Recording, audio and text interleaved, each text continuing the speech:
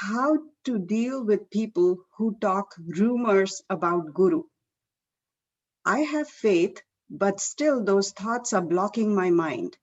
How can I remove those negative thoughts and save myself from such people in future? Radhe Radhe. The question about the rumors against Sri Maharaj Ji is asked. The very simple answer is, number one, when somebody is talking about something wrong about Sri Maharaj Ji, ask them that where did you hear it from? They would say that I read it somewhere in YouTube or anywhere else, or somebody told me, I heard it from someone. So it means you believe in reading or you believe in hearing. If you have this kind of belief, then why did you read only couple of things which are posted in the YouTube, or you read somewhere in any paper or any magazine? There are lots of things which are written for Sri Maharaj Ji, and they are those things are not told by the ordinary people. The great saints and scholars of India, the scholars of Kashi Vidya Parishad, and the saints, like everybody knows about your Guru Ramdev Ji Maharaj, Sri Sri, one है मुझे तो ठीक से नाम याद नहीं है. There are many saints who are talking very highly about Sri Maharaj Ji. They have written a lot about Sri Maharaj Ji. And as I have already explained in my last lecture, that the scholars of Kashi Vidya Parishad have told a lot, and they have explained that he is veritable God. Why don't you read that?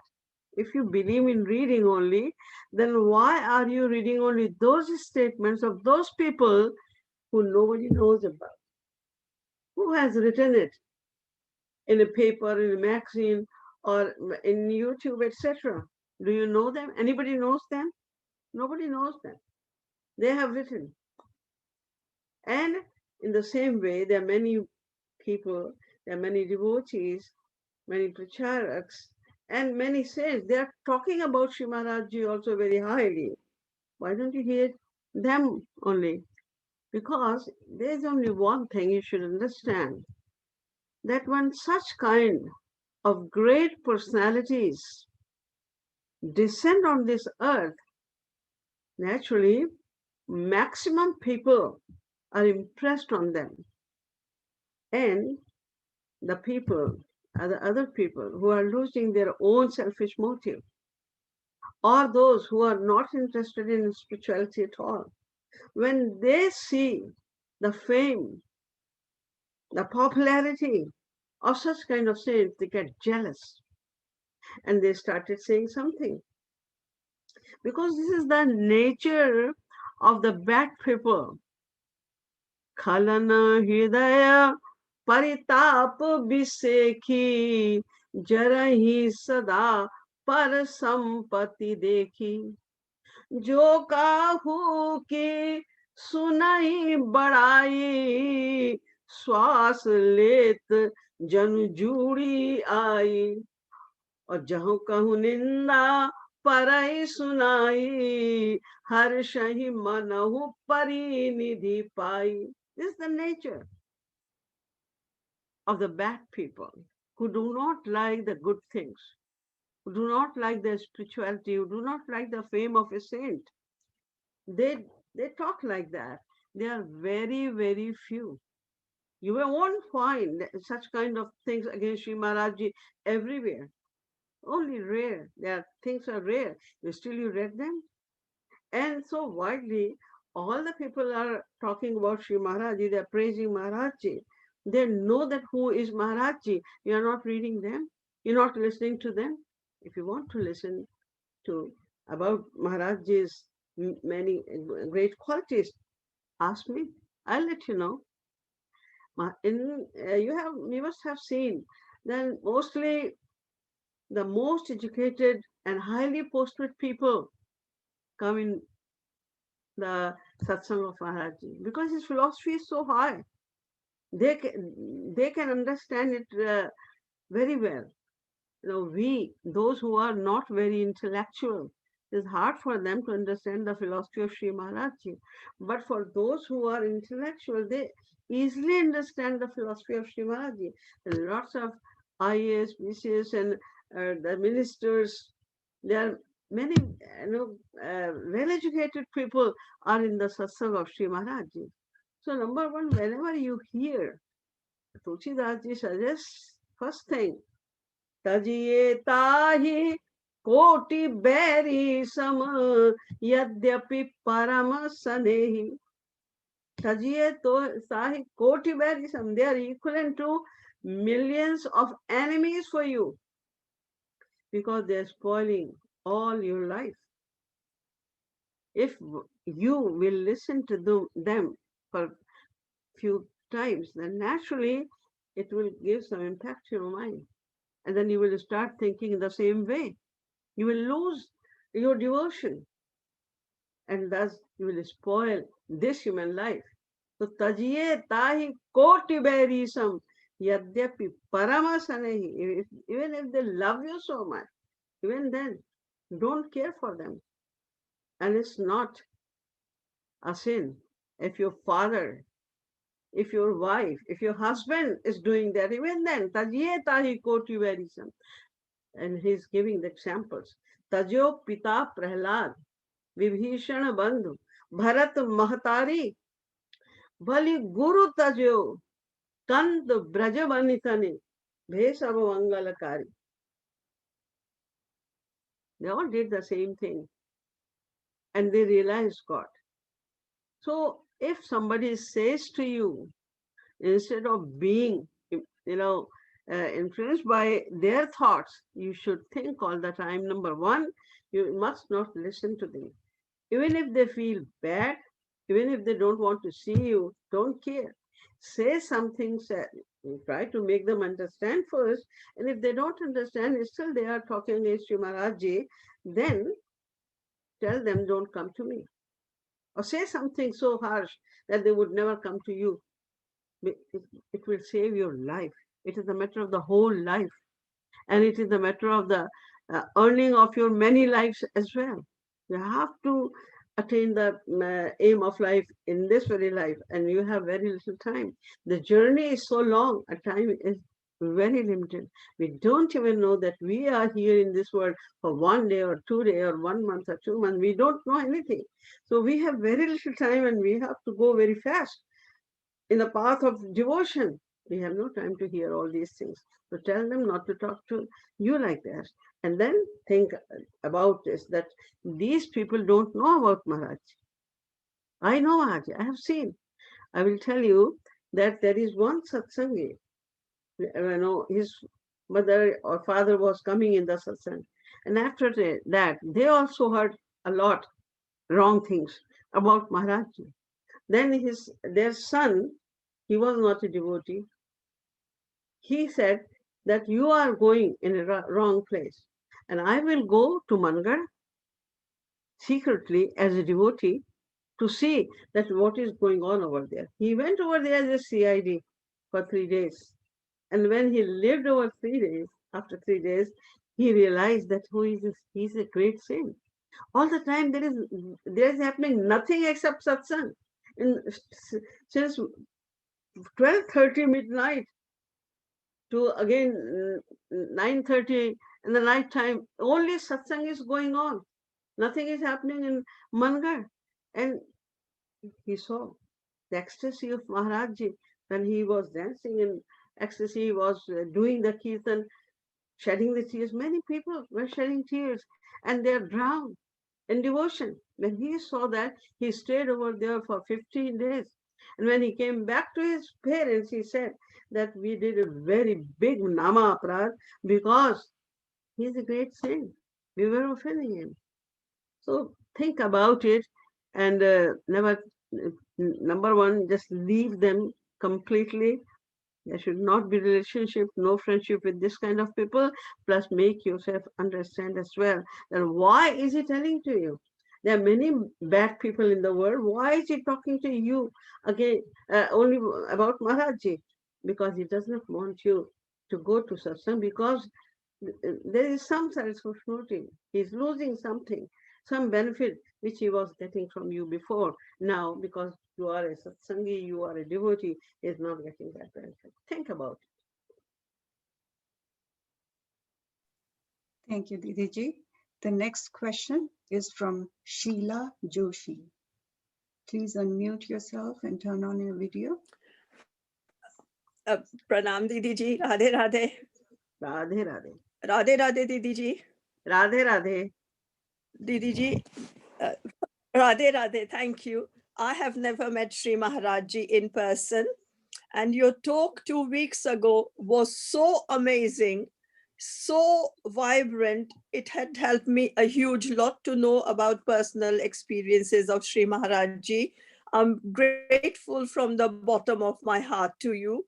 My question is, somebody who's never met Sri Maharaj Ji, but who does sadhana on a daily basis, how can I increase my sadhana and my bhav much, much more and rapidly, please? Yes, you have not seen Maharaj Ji, but still you are lucky that at present you are here and you are seeing the videos and CD lectures, etc. of Maharaj Ji. And you are inspired by those lectures of Maharaj Ji because they are so much informative. So you are impressed on it, that's good. And now you have to do sadhana. Whenever you do your sadhana, you feel in your mind that he is my guru, and whatever he is suggesting, whatever he is saying us to do, I will follow him. I will follow each and every word of my guru. He is my guru. So when you will feel, when you will decide in your mind that he is my guru, and you will try Ji. your best to follow all his instructions, then he is not away from you. He is in the heart of all his surrendered devotees, and he takes care all the time. So if you will do your sadhana under his guidance, and you will try your best to follow all his instructions, then he will help you. Like if suppose Ji. one day you are feeling that I'm trying my best to do Roop Dhyan, but I don't know why I'm unable to do it. But you're trying your best to do Roop Dhyan, then he will come secretly and he will help you. So don't worry about that you have not seen. But if you have this kind of feeling of surrender, he will help you. Thank you. बहुत बहुत आभारी हूँ दीदी जी. Thank you. Thank you. You're welcome. Next question is from Aarti Verma, Edmonton. Please unmute yourself and turn on your video, please. Okay. Radhe Radhe दीदी. राधे राधे.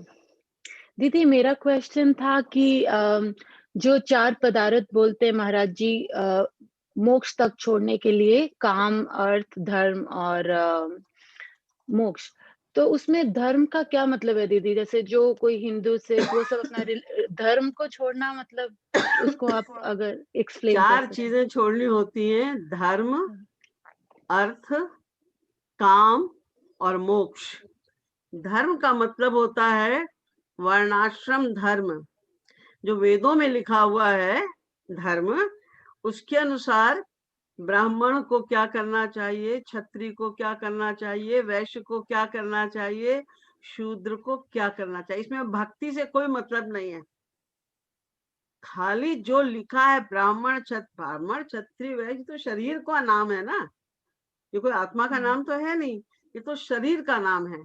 तो ब्राह्मण शरीर अगर तुमने पाया है तो तुम्हें क्या करना चाहिए वेद के अनुसार, और अगर तुम उसके एक एक अक्षर का पालन कर रहे हो, जरा भी गड़बड़ ना हो कहीं, थोड़ी भी, एक एक अक्षर का पालन करोगे तो मिलेगा स्वर्ग। और स्वर्गम स्वल्प अंत दुखदाई, क्योंकि वहां पर भी थोड़े दिन का है लग्जरी, जब तक तुम्हारे पुण्यों का अकाउंट खत्म नहीं होता। और जैसे पुण्यों का अकाउंट तुम्हारा खत्म हुआ तो ते तम भुक्त्वा स्वर्गलोकम विशालम क्षीणे पुण्ये मर्त्यलोकम विशंति। आ जाओगे वहीं 84 लाख में कि कुकर शुकर कीट पतंग बनने के लिए। तो ये धर्म होता है, वो हमें धर्म के चक्कर में नहीं पड़ना है। वेद में क्या लिखा है? त्रैगुण्य विषया वेदा निस्त्रैगुण्यम भवार्जुन। भगवान श्री कृष्ण ने अर्जुन से कहा था कि वेदों में जो बात लिखी वो तो त्रैगुण्य विषयक है, त्रिगुणात्मक माया की बातें हैं, शरीर को ठीक रखने के लिए है, शरीर के आनंद के लिए। स्वर्ग में और क्या होता है? लग्जरी, बहुत ज्यादा लग्जरीज की हम लोग सोच भी नहीं सकते, ऐसी लग्जरी होती है वहां पर। और कुछ नहीं होता, भक्ति व्यक्ति कुछ नहीं, भगवान के दर्शन नहीं होंगे वहां पर। तो धर्म को भी हमें छोड़ देना है। धर्म हम करते हैं क्यों? अर्थ के लिए, कि हमें खूब ऐश्वर्य मिल जाए, धन धान्य मिल जाए, तो ये स्वर्ग में पराकाष्ठा का ऐश्वर्य है। और धर्म और अर्थ हम चाहते हैं क्यों? अपनी कामनाओं की पूर्ति के लिए। तो तीसरा है काम, तो इसको भी छोड़ देना है हमको। अब जो चौथा लक्ष्य है वो सांसारिक नहीं है, जो मोक्ष है। ये तीन तो शरीर संबंधी है, लेकिन जो चौथा लक्ष्य मोक्ष है वो सांसारिक नहीं है, वो तो माया से मुक्ति कराने वाला है। लेकिन श्री महाराज जी कहते हैं उसको भी छोड़ो, मोक्ष भी नहीं चाहिए हमको, चारों को छोड़ दो। मोक्ष क्यों नहीं चाहिए? क्योंकि हम जो कुछ कर रहे हैं, हम मोक्ष भी पाना चाहते हैं, तो क्यों? अपने सुख के लिए ना। और मोक्ष में तो सुख भी नहीं मिलता, दुख भी नहीं मिलता। जब माया से छुट्टी हमको मिल गई तो क्या होता है? ये मोक्ष ज्ञानी लोगों को मिलता है। तो माया से मुक्ति होने के बाद ज्ञानियों का क्या होता है कि उनकी वो माया से उनको छुट्टी मिल गई, तो शरीर मन बुद्धि ये सब तो माया के हैं, इनकी सदा के लिए छुट्टी हो गई। अब बची क्या? अकेली आत्मा। तो ये जो आत्मा है ये परमात्मा में लीन हो जाती है, इसी का नाम मुक्ति है, सदा के लिए। परमात्मा जो आनंद स्वरूप है, जो स्वयं आनंद रूप है, उन परमात्मा में जाके ये आत्मा लीन हो जाती है। अब जब तुम आनंद में ही लीन हो गए तो सदा आनंद में एक रस पड़े हो, कि वहां कोई लीला तो नहीं हो रही, कुछ परिवर्तन तो नहीं हो रहा है वहां, तो एक रस पड़े हुए हो वहां पर आनंद में। लेकिन जो भगवान का आनंद है, उनकी नित्य लीलाओं का, गुणों का, धाम का, जन का, वो कुछ नहीं मिलेगा। दुख की निवृत्ति तो हो गई सदा के लिए, आनंद नहीं मिलेगा, तो आधा ही लक्ष्य तो पूरा हुआ उसमें। फिर दुख निवृत्ति हो गई, आनंद नहीं मिला हमें। लेकिन जो भक्ति करते हैं तो उनको तो भगवान के दर्शन होते हैं, दर्शन भी हो रहा है। जैसे कि अगर तुम खुद रसगुल्ला बन जाओ तो तुम्हें रसगुल्ले का स्वाद क्या आएगा? कोई, अब तुमसे कौन पूछेगा रसगुल्ला कैसा, तो खुद ही रसगुल्ला बन गई। लेकिन जो रसगुल्ला खा रहा है वो बता सकता है कि हाँ भाई रसगुल्ले का टेस्ट कैसा है। तो भक्त तो रसगुल्ले का टेस्ट लेते हैं और ज्ञानी रसगुल्ला बन जाते हैं, ये फर्क है। वो इसलिए हमें धर्म अर्थ काम विचारों को छोड़ना पड़ता है, तब भक्ति मिलती है। थैंक यू दीदी। Welcome. Radhe Radhe. Next is Saurabh Singh. Please unmute yourself and ask the question. Saurabh Singh, please unmute yourself and turn your video on. Radhe Radhe. Radhe Radhe. आवाज आ रही है? राधे राधे। आवाज तो आ रही है कि आपकी शक्ल नहीं दिख रही है। नहीं शक्ल नहीं दिखा, मैं आपको पिछले बार कहा था ना चुपके से बात कर रहा हूँ। अच्छा। हाँ, मेरा प्रश्न है, जैसे आपने कहा तजिए ताही कोटि बैरे सम यद्यपि परम स नहीं जाके पियन राम वै दही, तुलसीदास जी ने कहा था मीरा को। तो तो जैसे आज ऐसे बहुत सारे साधक है जो पूछते हैं मुझसे, जैसे घर में बहुत परेशानी है, छोटी उम्र के हैं ना, तो चुपके से प्रवचन सुनते हैं महाराज जी के मोबाइल में, तो वो बोलते हैं घर छोड़ने का मन करता है, वो बड़ी मुश्किल है, साधना आगे नहीं बढ़ रही, तो क्या जवाब दूँ उनको? बहुत सारे बताते तो हूँ लॉजिक महाराज जी के, कि महाराज जी की कृपा है ये सब, और तो आप देखो, बताइए। घर वालों को, अब आप घर में रहते हैं, जैसे जैसे महापुरुष और भगवान भी समझा नहीं सकते, समझाने की बात तो अलग है, जिसको श्रद्धा नहीं है वो तो सुनेगा ही नहीं, लेकिन ऐसे साधना कैसे बढ़ेगी, निरंतर कैसे आएगी? सदा साथ मानने से तो निरंतर होगी, वो वही मैं देखिए बताता हूँ, निरंतर वही साथ मैं मानने बता के तो रही हूँ प्रॉब्लम। कि जब आप घर में रह रहे हैं और वो समझ में नहीं, उनको आपने थोड़ा बहुत समझाने की चेष्टा की, उनके तो कुछ समझ में आ नहीं रहा है, तो आप ऐसी स्थिति में आप उनको समझाएंगे, ऐसी स्थिति में आप समझाने की चेष्टा नहीं करेंगे, किंतु आपको साधना तो करनी ही पड़ेगी, चाहे आप कैसे भी करें, आपको साधना तो करनी ही पड़ेगी। इसलिए जहां जैसे मौका मिले एकांत में चले जाइए या अपनी कार में बैठ के साधना कर दीजिए, और बल्कि जो विषम परिस्थितियां होती हैं, विपरीत परिस्थितियां होती हैं, तो उसमें और मन की तड़प बढ़ती है। देखिए, इसीलिए अधिकांश जो महापुरुष हुए हैं, जैसे अभी सूर ये मीराबाई थी, वो तो राजघराने की थी, और फिर भी उनको उनको कितनी प्रताड़नाएं दी गई, लेकिन उन्होंने अपनी भक्ति तो नहीं छोड़ी ना। ये तो आपके दृढ़ निश्चय पर है। मैंने पहले भी बताया था, स्वामी रामकृष्ण परमहंस ने एक बात कही थी कि जब तुम सन्मार्ग पर चलते हो तो we have to go through 3 stages. Ridicule, पहले लोग मजाक उड़ाएंगे, फिर उसके बाद में विरोध करेंगे, और फिर उसके बाद में एक्सेप्टेंस, वो उसको एक्सेप्ट कर लेंगे। तो पहले तो सब, जब वो नहीं चाहते तुम रास्ते पे चलो, उन्हें ठीक नहीं लगता, नहीं समझ में आता उनको, लेकिन अगर तुम अपने रास्ते पे अटल हो, यही तो प्रहलाद ने किया, यही तो ध्रुव ने किया, उदाहरण है हमारे पास। गोपियों को भी कम प्रताड़ना नहीं मिली, लेकिन बस वो हर समय जो कुछ भी करती थी, वो श्री कृष्ण का ध्यान करके करती थी। हर चीज में, गाय धो रही हैं तो श्री कृष्ण का ध्यान कर रही हैं, दही बिलो रही हैं तो सोच रही है कि हम मक्खन निकालेंगे, कल वहां रखेंगे, शायद हमारे घर श्याम सुंदर माखन चुराने के लिए आ जाएं, कहाँ रखें, उनका हाथ पहुंच जाना चाहिए, ये सब सोच रही है उनके लिए। दिन रात पानी भरने जा रही हैं तो देख रही कहीं श्याम सुंदर दिखाई ना दे जाए, कहीं भी उनके दर्शन हो जाएंगे। तो यत करोष ये दर्शनाश ये जोश ये ददास ये तपस्या कौनते ये तत्कुरुष मदर्पणम, भगवान श्री कृष्ण ने गीता में कहा। सो गोपियों ने किया, जैसे और तमाम महापुरुषों ने किया, विषम परिस्थिति में भी मन से बांध दिया गया था ध्रुव को, प्रहलाद को, लेकिन मन को तो कोई नहीं बांध सकता ना, वो फिर भी बोलते रहे राधे राधे। जब आप ऐसा प्रयास करेंगे जैसा मैंने अभी बताया, तो गुरु जो आपके अंतःकरण में सदा बैठा है, वो आपकी हेल्प करेगा। धीरे धीरे उनकी हेल्प और उनकी कृपा से आपकी परिस्थितियां अनुकूल होती जाएंगी। घबराओ नहीं, ये प्रतिकूल परिस्थितियां भी एक प्रकार की कृपा है, इससे और तड़प बढ़ती है, भगवान के रास्ते पर चलने की और इच्छा बढ़ती है। निराश मत होना, निराश हो जाओगे तो काम गड़बड़ हो जाएगा, सब बेकार हो जाएगा। निराश मत हो, गुरु पर विश्वास रखो कि वे अवश्य हमारी हेल्प करेंगे और अवश्य हमारा रास्ता साफ होगा, और वो हो के रहेगा। थैंक यू दीदी, थैंक यू भैया फॉर आस्किंग द क्वेश्चन, लेकिन मुझे बैकग्राउंड नॉइज के कारण आपको म्यूट करना पड़ा। Next is Neil Gupta.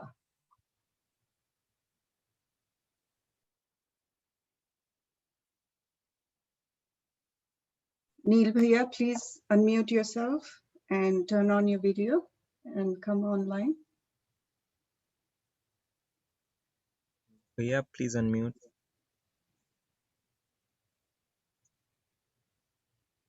Okay, maybe we'll come back to him. So we can go next to Vandita. Please unmute and turn on your video.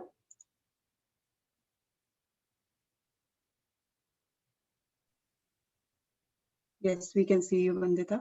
We Radhe can't Radhe hear you. Vandita, आवाज नहीं आ रही आपकी।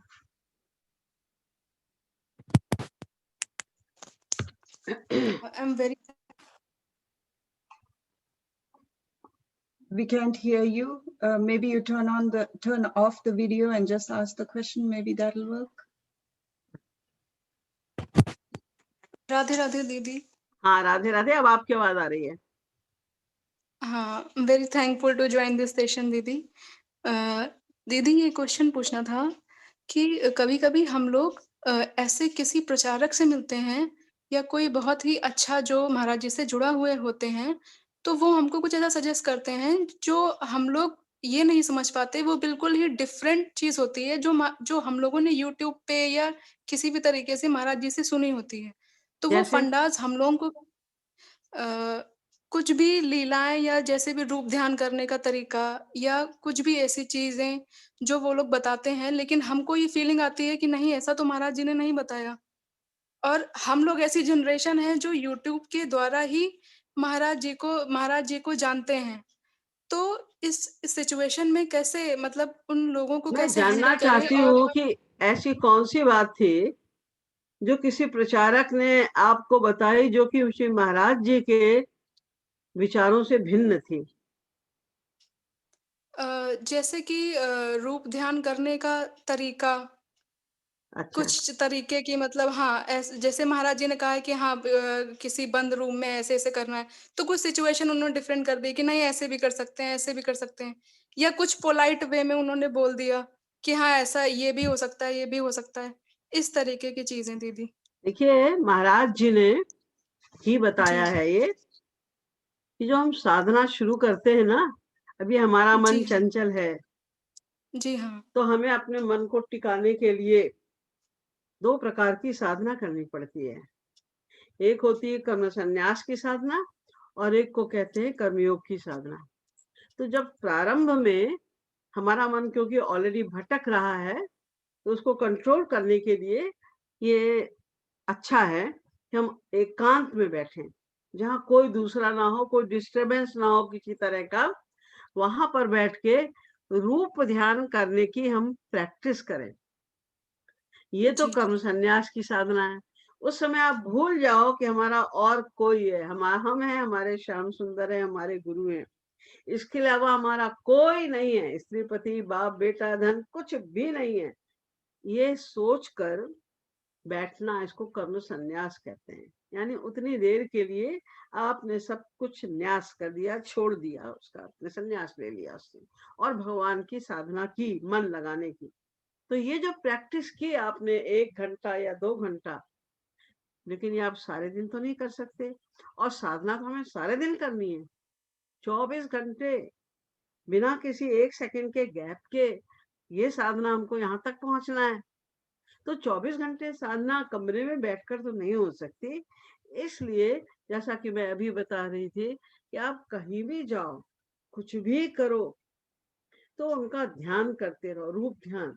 जैसे आप खाना बना रहे हो, तो अगर आप ये सोच रहे हो कि हम तो श्याम सुंदर के लिए बना रहे हैं या हम अपने गुरु के लिए खाना बना रहे हैं, क्या बनाए, उन्हें क्या पसंद आएगा, यदि उनका चिंतन चल रहा है, तो ये खाना बनाना कर्म नहीं कहलाएगा, यही भक्ति है।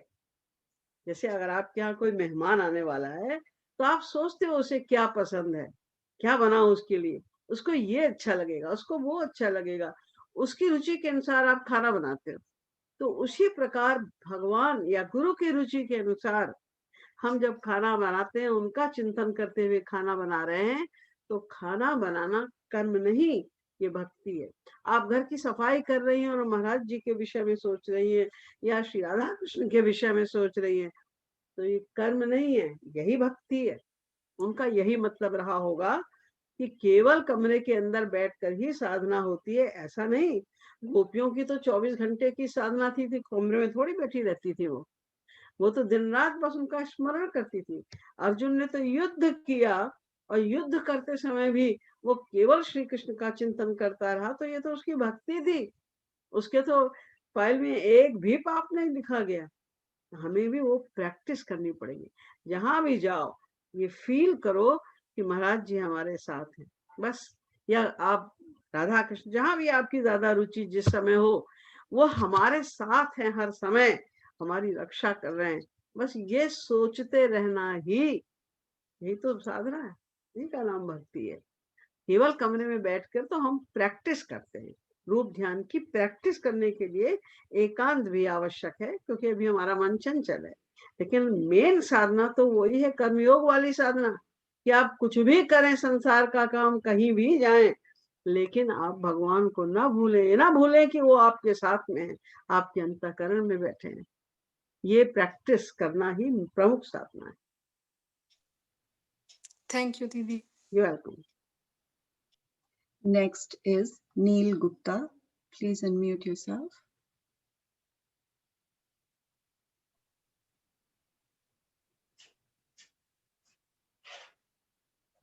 We can't see you, Neil Bhaiya.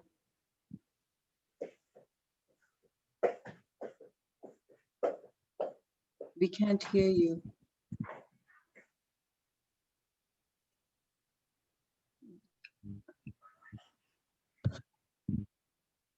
We can't hear you. Oh, sorry. Asked to unmute.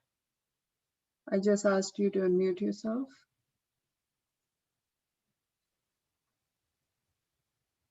Okay, Yeah, we'll go. we can move to the next person. Yeah, we'll go to Indulekha Mishra. Sorry, yeah, Indulekha, sorry. Radhe Radhe दीदी। राधे राधे। दीदी actually मेरे पास 2 question हैं, लेकिन ये मेरे तरफ से नहीं, मेरी माँ का डाउट है। मैं चाह के भी समझा नहीं पा रही। एक्चुअली माँ महाराज जी का बहुत बार दर्शन किए हैं, उनकी बहुत सानिध्य पाई है आज तक। लेकिन क्या होता है ना, वो हमेशा साधना भी करती हैं, प्रवचन्स भी सुनती हैं, लेकिन उनका ये प्रॉब्लम है कि उनका बुद्धि लग जाता है। कोई बाहर से कुछ भी थोड़ा-मोड़ा बोल दे या फिर खुद से ही उनका बहुत डाउट क्रिएट हो जाता है। वो चाहती नहीं है, वो हमेशा बोलती है कि मैं हेल्पलेस फील करती हूँ, कि मुझे इतना क्यों बुद्धि लग जाता है, मैं नहीं चाहती। नहीं चाहते हुए भी उनको हमेशा ऐसे निराशा भाव आ जाता है। और साथ ही साथ वो बोलती है कि रूप ध्यान करते वक़्त उनके सामने स्वरूप नहीं बन पाता है महाराज जी का या फिर राधा कृष्ण का। तो ये 2 कैसे हो सकता है दीदी? ये जहाँ तक महाराज जी के विषय में निंदा सुनने की बात है, इस विषय में महाराज जी ने भी बताया है कि जब तुम्हें मालूम है कि अमुक व्यक्ति आकर गलत बात करता है, मेरे गुरु के अगेंस्ट बोलता है, क्योंकि अपने गुरु के अगेंस्ट सुनना या बोलना, अपने धर्म के, अपने जो जिस मार्ग पे हम चल रहे हैं उसके अगेंस्ट सुनना, अपने इष्टदेव के अगेंस्ट सुनना, ये सब बड़े बड़े नामापराध हैं।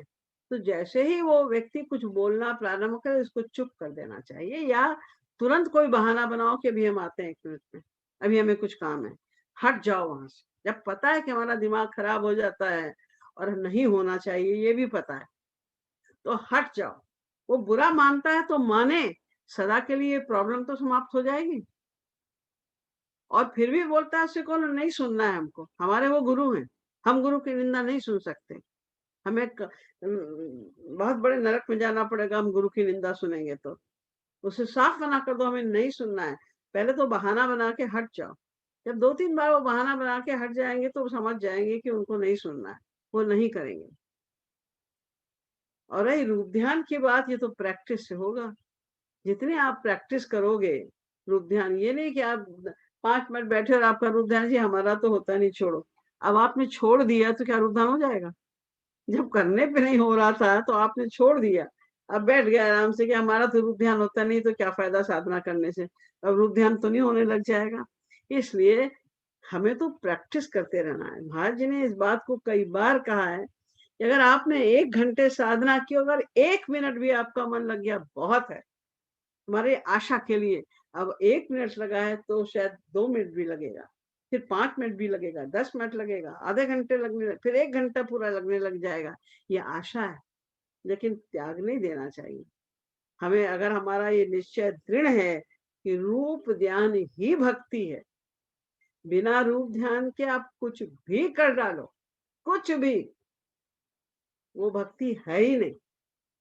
सिर्फ रूप ध्यान करके ही जब हम भगवान का नाम लें, चाहे कीर्तन करें, चाहे जप करें, जो मर्जी आए आपको, जो अच्छा लगता हो आप करो, लेकिन रूप ध्यान परमावश्यक है। जब ये बात अगर माइंड में आ गई है, घुस गई है बात, तो ये तो करना पड़ेगा ना। कि कह देने से कि हमारा मन नहीं लगता, हम छोड़ के बैठ जाएं, तो हमारा अपना नुकसान है। Radhe Radhe. Thank you so much दीदी। Okay, next question is from Nandita Trivedi. Radhe Radhe दीदी। राधे राधे बेटे। दीदी मेरा क्वेश्चन ये है कि जैसे किसी भी पाप को ना करने के लिए जब हम संकल्प लेते हैं, फिर वो संकल्प फिर से टूट जाता है, फिर लेते हैं तो फिर टूट जाता है। एक बार तो श्याम सुंदर के सामने संकल्प लिया, लेकिन वो बहुत दिनों तक दृढ़ रहा, लेकिन फिर वो टूट गया। तो फिर वो फीलिंग आती है कि अब महाराज जी के सामने क्या कह के सॉरी बोले या किस मुंह से जाएं। तो क्या ये फीलिंग सही है, या फिर अब हमसे तो साधना नहीं होगी, ये फीलिंग सही है, या संकल्प शक्ति कैसे दृढ़ करें? देखो, ये फीलिंग आ जाना कि हमसे हम बार बार संकल्प तोड़ दे रहे हैं, हम अपराधी हैं, ये बहुत अच्छा है। कि फीलिंग तो आएगी आप अपराधी हैं, आपने अपराध किया है, तभी तो तुम बार बार कर रही हो। नहीं तो एक बार संकल्प टूट जाने के बाद तुम निराश होकर छोड़ ही देती।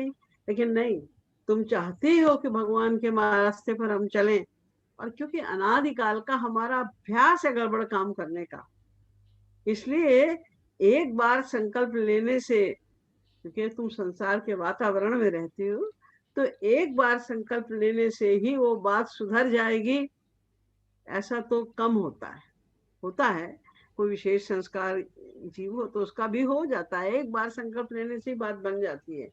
लेकिन आमतौर से ऐसा नहीं होता।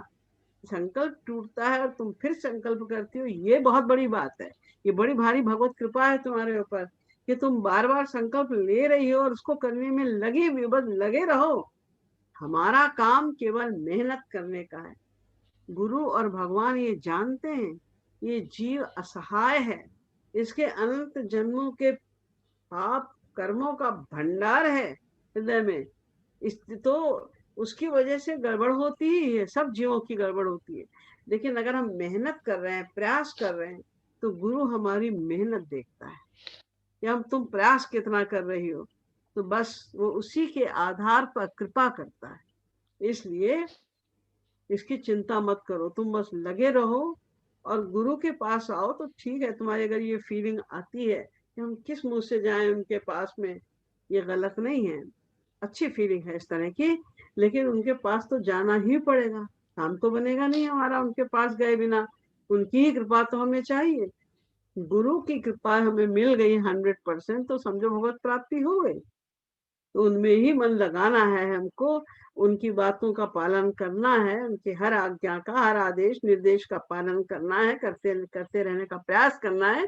जितना बन जाएगा इस जन्म में, वो तुम्हारी रिजर्व प्रॉपर्टी हो जाएगी, और बाकी अगले जन्म में होगा, और क्या पता इसी जन्म में बात बन जाए।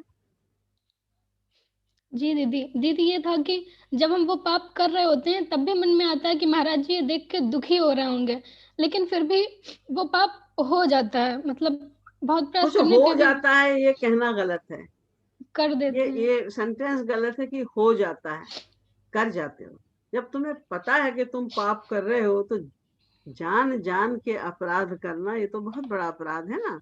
जब पता चल जाए कि हम गलत कर रहे हैं, तो मत करो। सोचो हमारे गुरु नाराज होंगे इस बात से, हमें उनकी कृपा कैसे मिलेगी, फिर हमारा लक्ष्य हमको कैसे मिलेगा। तो हमारा गुरु के पास जाने का, गुरु बनाने का फायदा क्या हुआ? हमारा ये जीवन खराब हो जाएगा। कितना भी आपका मन कर रहा हो हम ये मिठाई खाएं, लेकिन अगर कोई बता दे इसमें जहर है, तो कितनी भी बढ़िया मिठाई तुम खा लोगी क्या? कोई गधा भी आके कह दे, बेपढ़ा लिखा व्यक्ति भी, कि इसमें जहर है, तो तुम बिना परीक्षण किए उसको छोड़ दोगी उस मिठाई को। तो जब पता चल गया कि जो हम कर रहे हैं ये तो पाप है, इससे तो हमारा सर्वनाश हो जाएगा, ये तो हम ना अपराध कर रहे हैं, गुरु के प्रति पाप कर रहे हैं, तो तुम नहीं करोगे। बार बार सोचो इस बात। राधे राधे दीदी। Radhe Radhe. Thank you. Next is Ramesh Chandar. Please unmute yourself and turn on your video.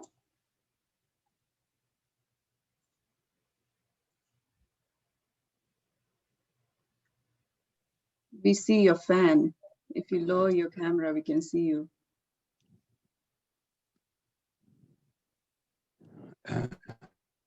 दीदी राधे राधे। राधे राधे। दीदी मैंने अभी चैतन्य महाप्रभु जी का शिष्टाष्टकम भी देख रहा हूँ कई दिनों से। तो उसमें यह है कि नाम नामकारी बहुधा निज सर्व शक्ति तत्र अर्पिता। तो अब इसमें मेरे को ऐसा लग रहा है कि रूप ध्यान बनाने में कठिनाई होती थी मेरे को, तो नाम का सहारा लिया जाए। तो मैं जो है नाम के ऊपर ज्यादा लग रहा हूँ कि भाई यही सब कुछ अपने आप आगे मंजिल तक पहुंचा देंगे। ठीक है? नहीं तो देखिए, रूप ध्यान आप चाहे नाम का सहारा, भगवान के नाम, रूप, गुण, लीला, धाम, ये 5 चीजें हैं, लेकिन मन से स्मरण, हाँ जी, ये प्रमुख बात है। ये तो आपने महाराज जी की स्पीचेस से समझ लिया होगा।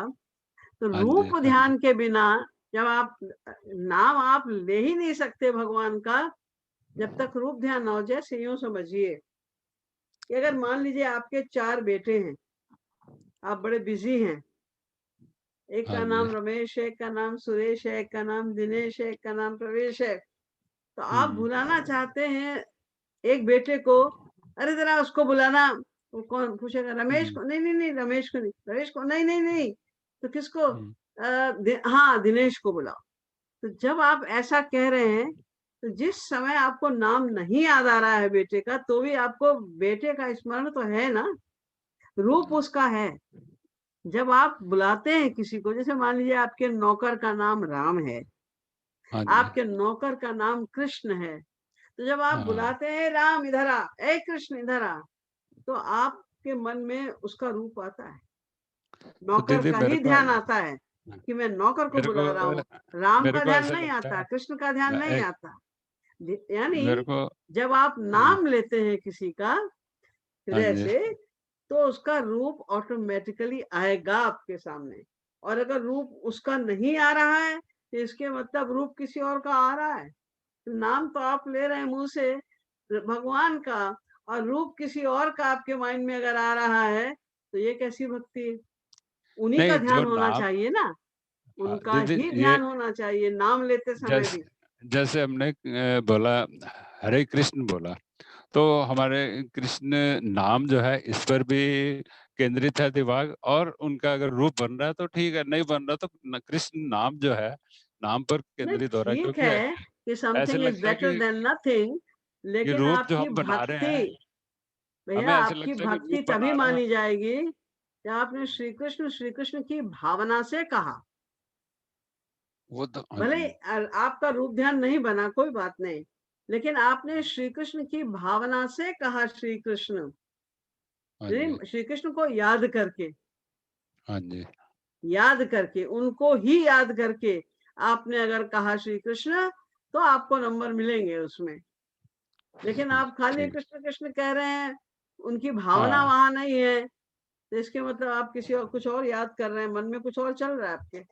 नहीं, तो जब उन्होंने लिखा है कि निज सर्व शक्ति तत्र अर्पिता, नाम नामकारी बहुधा, तो उन्होंने अपनी शक्ति नाम के अंदर डाल दी है। देखो तो ध्यान से पढ़ो उसको, क्या लिखा है उसमें? लिखा है नाम नामकारी बहुधा, हाँ जी, तव सर्व शक्ति तत्रार्पिता नियमित स्मरणे न काल, एतादृशी तव कृपा भगवान ममापि दुर्दैव मीदृशमिहा जनिनानुरागा। यानी आपने अपने नाम में अपनी सारी शक्तियां भर दी हैं।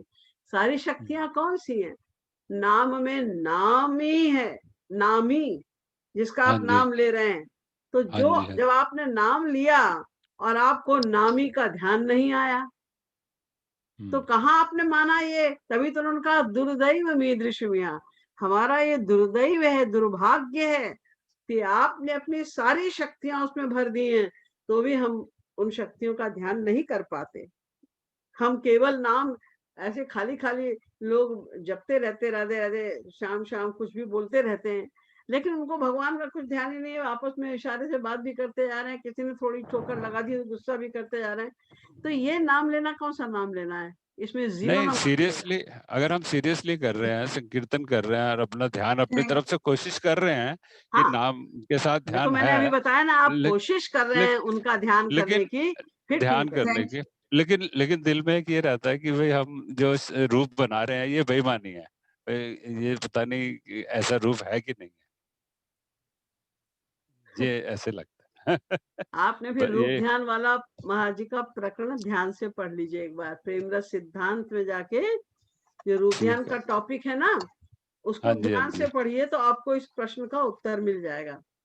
ये ऐसा ठीक कुछ है नहीं जी, होता है, आप जो भी रूप ध्यान बनाएंगे भगवान का, जो आपसे बन जाए वो आप अपनी तरफ से बनाइए, उनका ध्यान करिए, उनकी भावना के साथ में हरे राम बोलिए, हरे कृष्ण बोलिए, कुछ नाम बोलिए, यहाँ तक कि आप मिंटू पिंटू जो संसार के नाम होते हैं वो भी बोलिए उनकी भावना से, तो आपको नंबर मिलेंगे।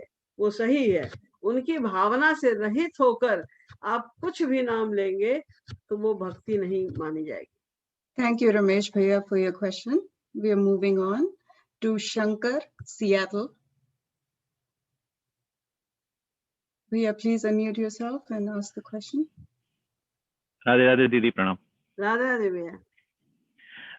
दीदी एक क्वेश्चन था मेरा कि जो मृत्यु के बाद जो जर्नी रहती है सोल की, वो साधक के लिए और जो समझ लीजिए जो मायाबद्ध है, जो साधना पथ पर नहीं है, तो इन दोनों के लिए कैसे डिफरेंट रहती है? क्योंकि हम देखते हैं वो 1 साल तक तो उसको यमलोक पहुंचने में ही लग जाता है।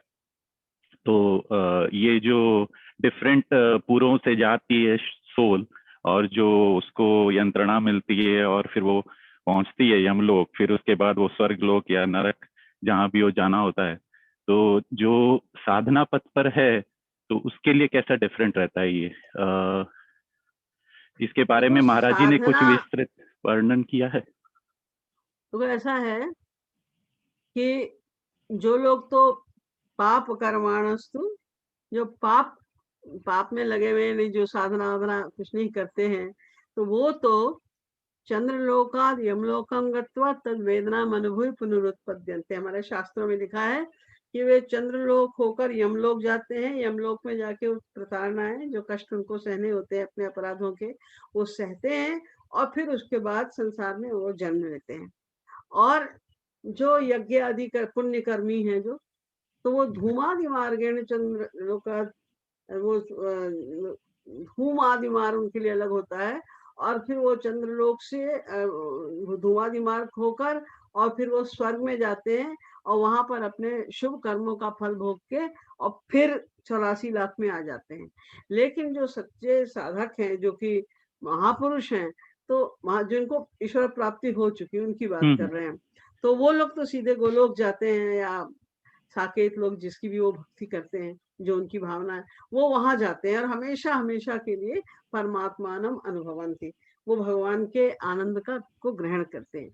अब जो हम लोग हैं, हम उसमें नहीं आते, ना हम पुण्य कर्मी में आते हैं, क्योंकि हम लोग स्वर्ग लोग जाने वाली कोई बात नहीं करते, वो हम मानते ही नहीं, और ना ही हम ईश्वर प्राप्त संत हैं कि हमको सीधे गोलोक मिल जाएगा। तो हमें भी जाना तो उसी प्रकार है जैसे पाप कर्मी जाते हैं, और अपने कर्मों के फल का भोग भी हमको करना है, हम लोग में जाकर सब कुछ करना है, और फिर उसके बाद हमको भी जन्म मिलेगा। लेकिन ये सब जो कष्ट होते हैं, जैसे हमको यमलोक में भी अपने कर्मों का फल तो भोगना पड़ेगा, तो उसके भोग सब भोगेंगे हम, लेकिन उसका जो कष्ट की मात्रा है वो हमारे भक्ति के का जो लेवल है उसके अनुसार कम हो जाएगा। और जो हमको जन्म भी मिलेगा दूसरा, वो हमारे भक्ति के लेवल के अनुसार मिलेगा। अगर आपकी भक्ति काफी ऊंची है तो आपको ऐसे परिवार में जन्म मिलेगा जो बहुत भक्त परिवार हो। जाते ही आपकी भक्ति बहुत तेजी से बढ़ने लग जाए, ऐसे लोगों को योग भ्रष्ट संस्कारी जीव कहते हैं, जिनकी बहुत ऊंची भक्ति है। तो पैदा होते ही बस वो भक्ति में लग जाते हैं, उनको परिवार वैसा ही मिल जाता है, सारा वातावरण उनको वैसा ही मिल जाता है, वो तो वैसे हैं। और जो कम भक्ति भी है जिनकी, मीडियम क्लास के लोग जैसे हम लोग हैं, साधारण भक्ति वाले लोग हैं, तो हम लोग को भी परिवार अच्छा मिलेगा और अगले जन्म में हमारी भक्ति शुरू हो जाएगी। मान लो तुम्हारा वैराग्य हो गया है इसी जन्म में और तुम खूब साधना कर रहे हो, ईश्वर प्राप्ति नहीं हुई लेकिन वैराग्य हो गया पूरा संसार, तो अगले जन्म में वैराग्य करने के लिए कुछ नहीं करना पड़ेगा, वो तो तुमको स्वाभाविक रूप से हो जाएगा वैराग्य। और जितने % भक्ति तुम कर चुके हो, समझ चुके हो, उतनी भक्ति भी तुमको ऑटोमेटिकली मिल जाएगी। उसके लिए भी कुछ साधन नहीं करना है, उसके आगे से हमारी बढ़ेगी। लेकिन इसमें दो क्वेश्चन थे। एक कि जो मृत्यु के बाद जो विस्मृति होती है, तो महाराज जी जो हमको, जिस साधक ने इतनी साधना करके महाराज जी को अपने मन में रखा है, तो मृत्यु के पश्चात तो इतना कष्ट मिलेगा तो विस्मृति हो जाती है, तो फिर उसको स्मरण नहीं रहेंगे महाराज जी जितना, क्योंकि वो पूरा रूप भूल जाएगा वो। नहीं, ये तो सही बात है, जब तक हमें भगवत प्राप्ति नहीं होती, देखिए उनको ही भगवान याद रहते हैं मरते समय जिनको भगवत प्राप्ति हो चुकी है। त्यजत त्यंते कलेवरम, उनके लिखा है जो शरीर छोड़ते हैं। हम छोड़ेंगे थोड़ी शरीर, हम जो मायावादी में तो छुड़वाया जाएगा शरीर, बहुत कष्ट होगा हमको, छोड़ना पड़ेगा हमें। जो छोड़ते हैं, जिनमें इतनी है, आराम से छोड़ देते हैं, उनको क्या फर्क पड़ता है, उनको तो गोलोक, वैसे भी गोलोक में है, वो गोलोक शरीर की कोई महत्ता उनके लिए है ही नहीं, तो उन्हें कोई कष्ट नहीं होता। बाकी हम लोग को तो होगा।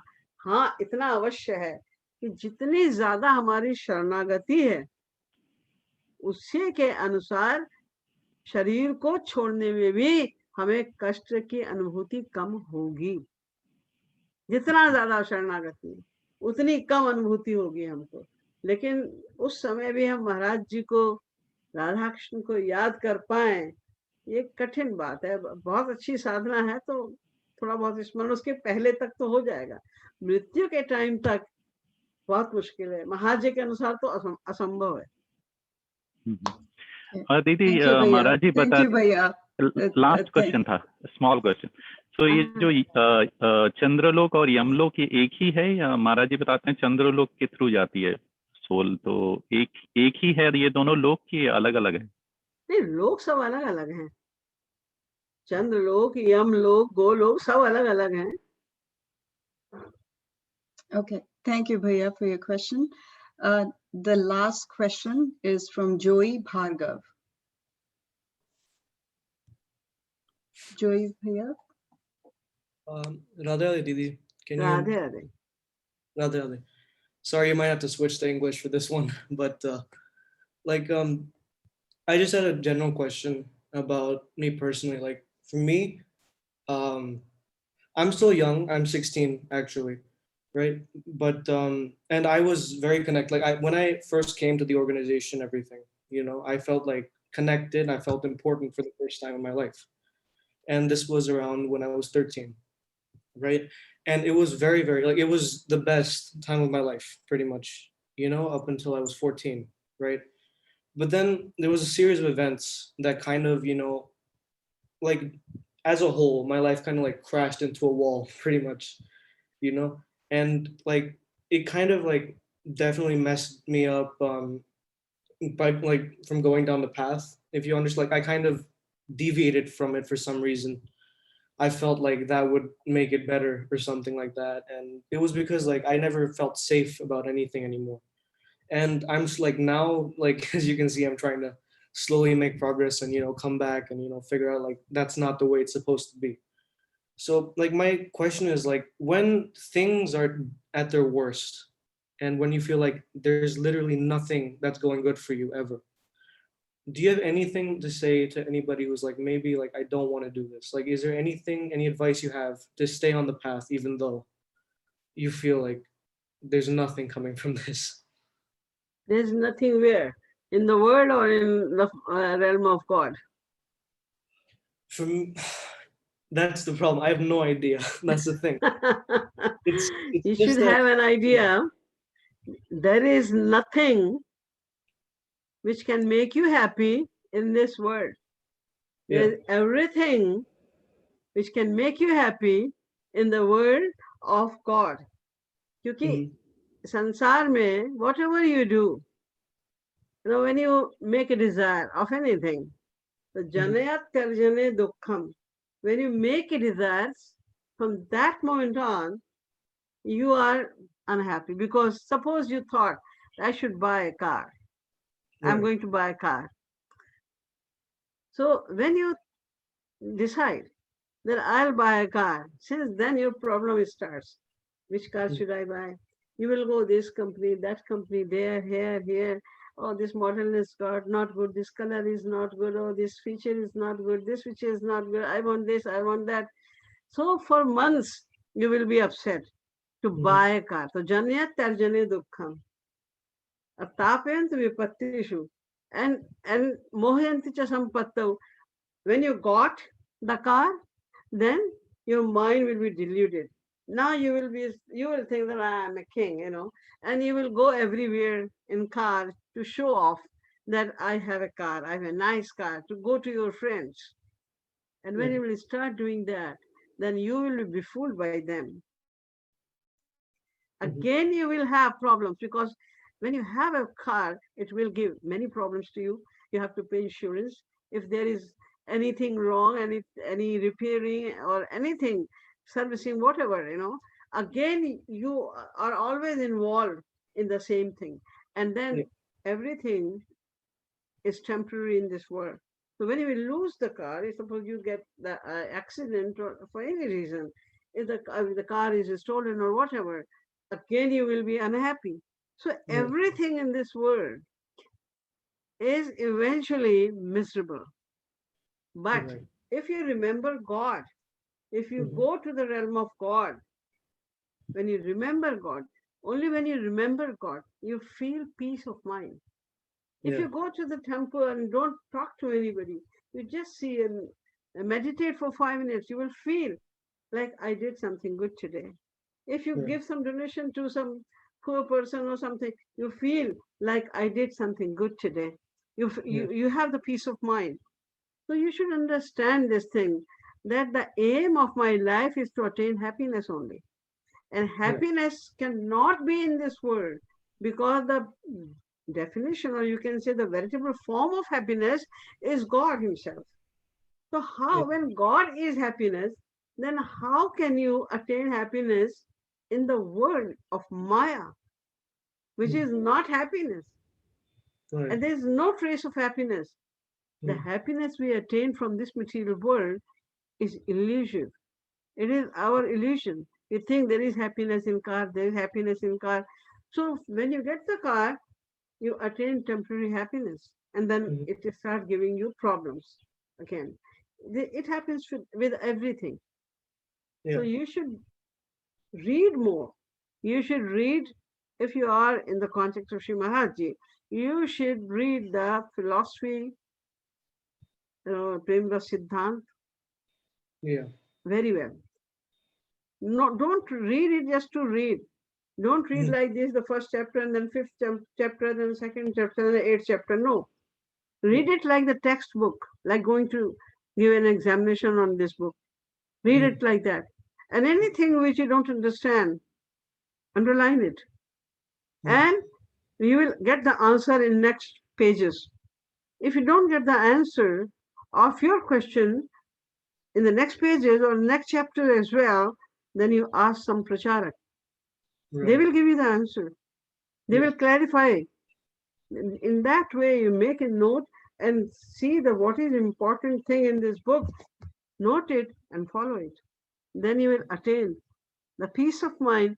Once you will have a drop of peace like that, then you will be interested. in spirituality, and then you will make a progress. Mm. Is it clear? Yeah. Do we have time for like one more small question to the Okay. side? Is it, yes? Okay. So just one more thing. Like when I was definitely involved, I definitely understood the concept of ki, Maya se kuch nahi milne wala, right? You have to work for it. And there's one specific thing that I used to do a lot, and that was whatever I do it because I feel like I'm doing it for him, right? And I that's do it for what? do it for Maharaj Ji basically, to make him happy, to gain that. And like that's another thing. Like when I felt like I wasn't doing anything at all, right? And that's probably what probably messed it up for me in the beginning, because I made expectations for myself, and yeah, I'll definitely start reading more. And I guess there wasn't a question. That wasn't a, never mind, I forgot it. Yeah. I don't understand your question. What you want to say? You do for something for Maharaj Ji, and then you are not satisfied. As I said before, that you do yourself, read the Premrasa Siddhant carefully, and then you ask question again. Yeah. Then your mind will be very clear. Okay, Didi. What is next question, Niharika? Actually, Didi, we are on time. We do have one more question from Neil Mani Gupta. Do you want to take that? Yeah. Okay, Neil Bhaiya, go ahead. Radhe Radhe दीदी, प्रणाम दीदी। हाँ, राधे राधे। दीदी मेरा question ये है कि अभी ना जन्माष्टमी में हम लोगों ने लड्डू गोपाल लेके आए हैं घर पे, तो उनको सुबह शाम जैसे उनको भोग लगाते हैं, खाना खिलाते हैं, सब करते हैं, लेकिन बट महाराज जी की फिलॉसफी के हिसाब से महाराज जी मूर्ति पूजा को मना करते हैं। तो जैसे हम कभी ऑफिस जाते हैं या कहीं और जाते हैं तो उनको तो लेके नहीं जा सकते, और लेके जाते हैं वो दिखावा सा लगता है कि शो कर रहे हैं सबको, और महाराज जी कहते हैं कि मन से करो, मानसिक रूप से ऐसे हम महाराज जी का ध्यान रखते हैं, महाराज जी का भोग लगा दिया, तो दोनों में क्या डिफरेंस है, क्या बेटर है, क्या करना चाहिए? देखो, ये कंफ्यूजन है। तुमने लड्डू गोपाल रखा है, इस बहाने तुम उनकी सेवा कर रहे हो। अगर तो तुम उनको वास्तव में लड्डू गोपाल मान के, अपना पुत्र जैसा मान के, या जो भी भावना तुम रखते हो, मान कर उनकी सेवा कर रहे हो, तो ये बहुत बढ़िया है, ये साधना है। और तुम कहीं बाहर जाते हो तो तुम्हें छोड़ना पड़ता है उनको, वो तो ठीक, लेकिन बाहर भी जब जाओ तो जैसे तुम 6 बजे उनको उठाते हो और फिर उसके बाद उनको नाश्ते का भोग लगाते हो, फिर उसके बाद उनको नहलाते हो, फिर उनके बाद दोपहर का भोग लगाते हो, ऐसे ही सब मानसिक रूप से बाहर जाओ तो भी करो। तुम अपने बच्चे को छोड़ के जाते हो तो क्या ऐसी बंद कमरे में छोड़ के चले जाते हो? उसका पूरा प्रबंध करके जाते हो। हर समय ये नहीं कि उसको छोड़ दिया, हम 15 दिन के लिए जा रहे हैं तो तुम अपना चुपचाप लेटे रहो कमरे में, ऐसा तो कोई नहीं करता ना। तो तुमने उनको अपना माना है, उस भावना से तुम जब सेवा कर रहे हो तो फिर उनको हर समय मानसिक सेवा करो। ये भले मत ले जाओ, मूर्ति भले मत ले जाओ, लेकिन मन से जैसे तुम घर में सेवा करते थे वैसे ही सेवा करो उनकी, उनका स्मरण रखो, उनको साक्षात रूप में समझो, देखो कि ये मेरे हैं। तो ये साधना है, इसमें अच्छा है, इस तरह भावना बढ़ रही है तो इसमें कोई बुराई नहीं है। दीदी ऑन अदर साइड जैसे महाराज जी के लिए करते हैं कि मतलब महाराज जी हमारे साथ हैं, महाराज जी का मानसिक रूप से भोग लगाया, महाराज जी आइए आप नहा लीजिए, आप वही हमारे तो मैं साथ कह ऑफिस रही हूँ, चलिए। वही तो मैं कह रही हूँ, वही करना है, वही जी। मेन इम्पोर्टेंट है। सबसे ज्यादा इम्पोर्टेंट बात तो यही है कि मन से जुड़े रहो उनसे, शरीर से करो नहीं करो, तुम्हारा वो करने से भी भावना बन रही तो करो, लेकिन मन जरूर होना चाहिए, बिना मन के कोई साधना नहीं होती। Thank you. Thank you all. Thank you all for joining. Thank you for your questions. We really, really appreciate it. Thank you, Didi Ji, for coming here. Thank you for Radhe answering Radhe, the questions. आप सबको मेरा Radhe Radhe. Thank you. Radhe Radhe Radhe Radhe Radhe Radhe दीदी, राधे दीदी, राधे राधे राधे दीदी, राधे राधे राधे राधे राधे राधे दीदी, very much appreciate your answers. Radhe Radhe Radhe. Thank you. Hare